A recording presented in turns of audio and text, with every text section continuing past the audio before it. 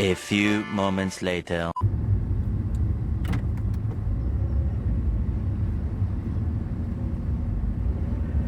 Yo, yo, yo, yo.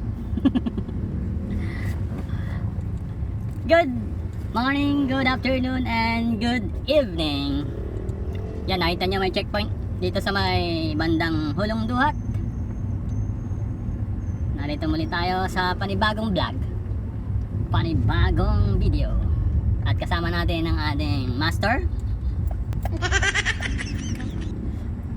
Master E. Ito tayo sa may Hulong Duhat Market. Makikita nyo ang kasalukuyang sitwasyon dito sa Malabon. Narito tayo sa Malabon, ang Pansit Malabon.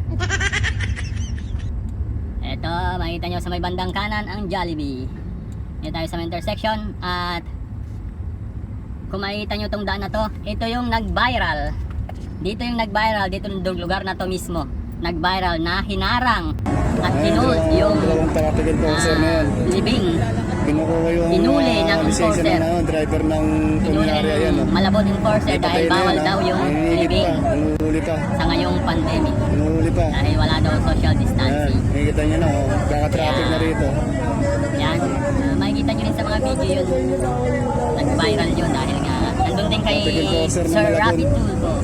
Nireklamo yun dahil nga pinupuli sila, pinuli yung karo, pinold yung patay. Mag-away pa to. Yun nga, Nabala pa yung contain patay. yung mga may patay. Dito tayo ngayon sa may Nabal Street.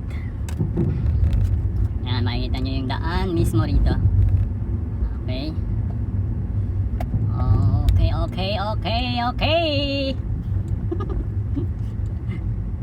At ngayon muli ay nakalabas tayo sa ating lungga. Dahil madalang kami lumabas at madalang din ako lumabas dahil nga sa pandemya. Siyempre, maski na noon pa naman, lalabas lang kami kung mamimili, yung mga importante lang na gagawin, magbabayad ng utang sa mga kay Juna at kay Judith. Kayo ba? Nakapagbayad na ba kayo kay Judith at kay Juna? Shout out sa mga OFW nating mga kababayan dyan, mga kabayan natin sa Saudi, Middle East. Mga kabayan, assalamualaikum.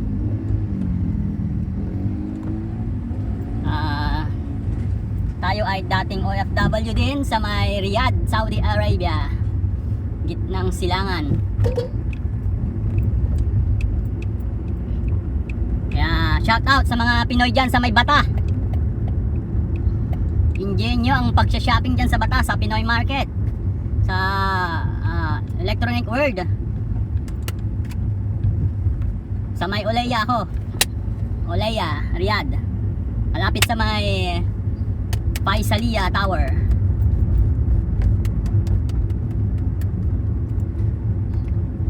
Shoutout din sa mga kababayan natin sa iba-ibang lugar, sa sulok ng iba't ibang lugar ng mundo.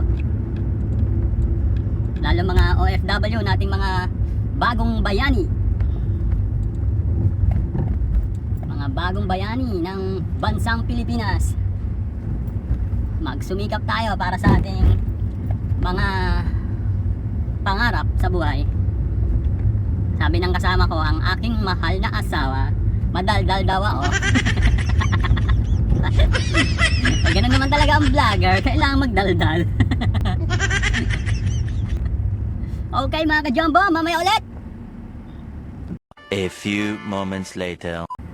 Okay mga ka-jumbo, makikita nyo ang traffic dito sa may along Arellano Street. Na-stuck kami dahil sa truck. Ewan ko kung ano nangyari. Kaya mga ka-jumbo, nakita nyo, stuck pa rin. Okay, umandar na. Okay. Okay. Shoutout din pala sa mga kababayan nating mga Ilocano na imbag na nakalimutan ko na kung ang Ilocano. Ayun, ang galing no. Naimbag nga daw katayo amin apo. Adad tuyak, Malabon. A few moments later. Ngayon, papakita ko sa inyo ang kasalukuyang sitwasyon dito sa Malabon. Ito ay Francis Malabon. Kaya makikita nyo ang intersection, walang nagta-traffic, pero ang traffic enforcer naroon sa gilid. Kaya tayo, diretso lang. Ito, makikita nyo sa may kanan ko, Mercury. Sa kaliwa, Jollibee. At ito ang palengke ng Francis Malabon. Pupunta tayo ng Robinson. Bibisitahin natin yung natin dito, hideout. Yan, makikita nyo, maraming barikada. Ito ang Robinson Malabon. So ito, makikita nyo yan. May ginagawang kanal. So papasok na tayo rito. Papasok tayo. Okay. May ulit. A few moments later. Okay, nakapasok na tayo. Eto na tayo sa Robinson. So makikita nyo, may natatawang kasama ko rito. Gusto nyo makita? Oops! Ale. Okay, andito na tayo. Andito na tayo sa totoo. Emperador. Oops. Not sponsor. Yan, makikita nyo. Dito tayo sa parking. Yan, makikita nyo dito sa parking.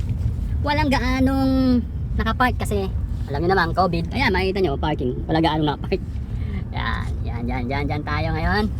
Eto, nakita tayo sa Robinson Malabon. Dito tayo sa lilim para sige, mamaya ulit.